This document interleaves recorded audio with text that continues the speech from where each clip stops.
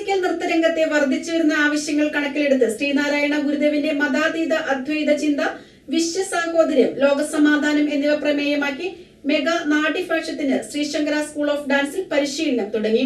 School promoter professor PV. Peethambaran ദീപം തെളിയിച്ച് പ്രത്യേക പ്രോജക്ടിന് തുടക്കം കുറിച്ചു.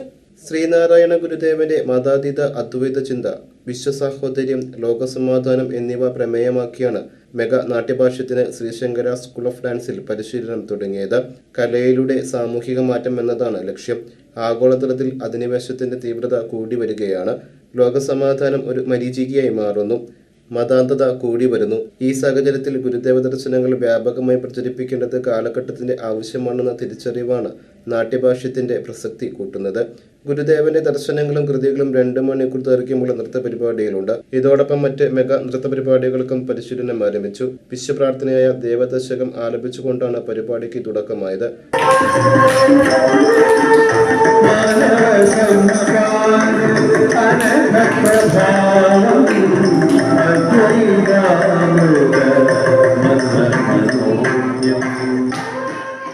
School promoter professor PV. Peethambaran ദീപം തെളിയിച്ച് പ്രത്യേക പ്രോജക്ടിന് തുടക്കം കുറിച്ചു.